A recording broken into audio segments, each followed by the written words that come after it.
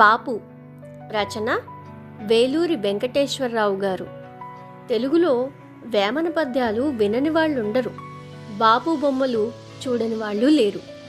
వేమన పద్యాలు నిజంగా ఎవరు రాశారో తెలియదు, కానీ బాపు బొమ్మలు వేసింది సత్యరాజు లక్ష్మీనారాయణ అనే ఆయనని చెబితే ఎవ్వరూ నమ్మరు. ఎందుకంటే బాపు అనే పేరే ఆయన నిజం పేరు అయిపోయింది. వేమన పద్యాలు ఎవరు ఎక్కడ ఏ సందర్భంలో వాడుకున్నా ఎవ్వరూ కాదనరు. వేమన నా పద్యాలు నన్ను అడగకుండా వేశారేం అని కోప్పడడు. మన కాలంలో కాపీరైట్ చట్టాలు, అనుకరణ నిషేధాలు ఉన్నప్పుడు కూడా బాపు తన బొమ్మలని గాలి, నీరు, వెలుతురులాగా తెలుగుదేశం అంతటా పంచిపెట్టేశాడు. అక్కడే కాదు, తెలుగువాళ్ళు ఎక్కడ ఉంటే అక్కడ దాకా తన బొమ్మల్ని పట్టుకుపోనిచ్చాడు. బొమ్మ అడగడం తడవు, ఆసుకవిత్వం చెప్పే కవి కన్నా వేగంగా బొమ్మలు వేసే బాపు తన బొమ్మలని తెలుగు మాటలు బ్రతికున్న ప్రతి చోటికి మాటల కన్నా వేగంగా ప్రసారం కానిచ్చాడు. తెలుగువాళ్ళు వేమన లాంటి కవులకి సన్మానాలు చెయ్యలేదు. వాళ్ళని తమ మామూలు మాటల్లో కలిపేసుకుని సొంతం చేసుకున్నారు.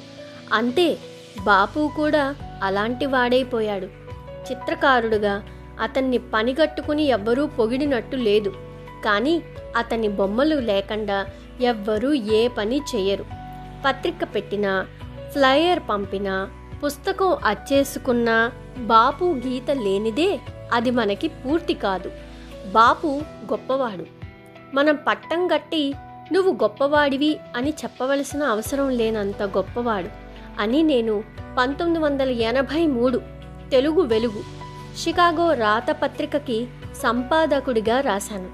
మా పత్రికకి మీ బొమ్మలు కావాలి అని అడగంగానే 25 పైచిలుకు బొమ్మలు, అట్ట మీద వేసుకోవడానికి గాను పెద్ద సైజు బొమ్మలు, గ్యాప్ ఫిల్లర్స్గా వాడుకోవడానికి మరో 25 చిన్న సైజు బొమ్మలు పంపించాడు బాపు. తర్వాత ఆ బొమ్మలన్నీ సెయింట్ లూయిస్ తానా వాళ్ళకి ఇచ్చాను ప్రదర్శన కోసం. అంతే, ఆ బొమ్మలే కొన్ని సంవత్సరాల పాటు అమెరికా తెలుగు పత్రికలన్నింటినీ అలరించాయి. 1985లో లాస్ ఏంజల్స్ తానా సభలు అయిన తర్వాత ఒక వారం రోజులుండేటట్టు చికాగో వస్తున్నానని చెప్పాడు. ఆయన్ని అప్పుడు అడిగాను, అక్కడ బొమ్మలు కొలువు పెట్టారా అని. సంతృప్తికరమైన జవాబు ఇవ్వలేదు. వెంటనే విశాల షికాగో తెలుగు సంస్థ ఆధ్వర్యంలో ఒక బొమ్మలు కొలువు పెట్టాం. దగ్గర 300 మంది వచ్చారు బొమ్మలు చూడ్డానికి. తర్వాత ఆయన్ని చాలాసార్లు కలిశాను, భారతంలోను అమెరికాలోను. ఒకసారి ఆయన పెమ్మరాజు వేణుగోపాలరావు, నేను హ్యూస్టన్లో సదస్సుకి వచ్చాం. కారులో ఆయన్ని, రావు గారిని సదస్సుకి తీసుకెళ్ళాలి.